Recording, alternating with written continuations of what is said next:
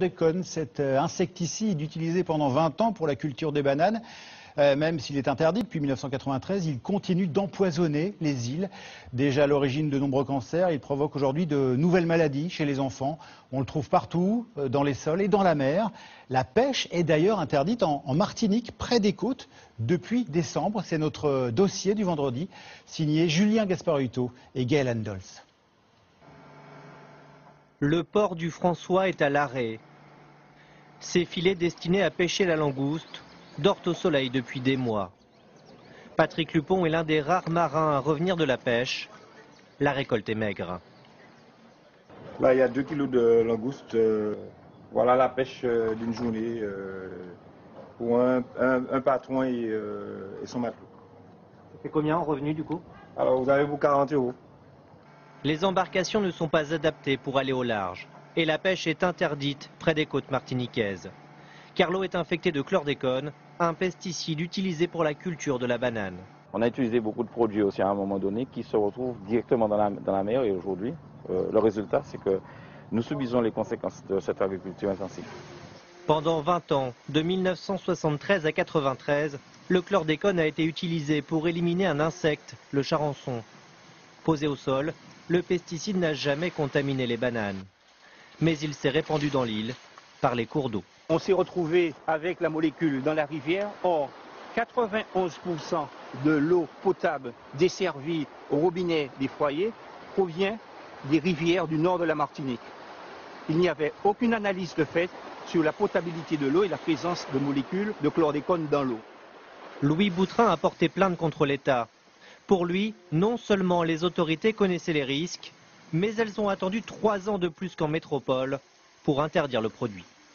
En 1990, en France, la commission de toxicité demande le retrait de l'autorisation de mise sur le marché. Pourtant, sous la pression du lobby de la banane, 3 ministres successifs de la République, Soissons, Mermaz et Nallet, ont donné une dérogation à l'interdiction.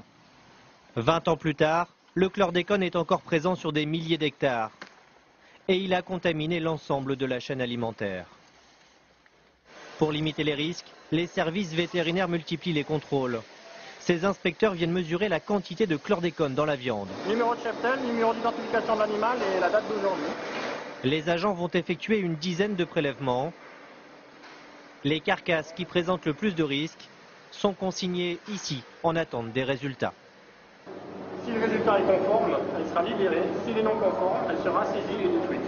Cette prévention permet de sauver le reste du troupeau en le déplaçant vers des pâtures non contaminées. Si on les met sur des pâtures saines, heureusement, en 6 à 8 mois, les bovins ont la qualité, le pouvoir de se décontaminer complètement. Mais ces contrôles arrivent trop tard. Les Antilles françaises détiennent le record mondial du cancer de la prostate.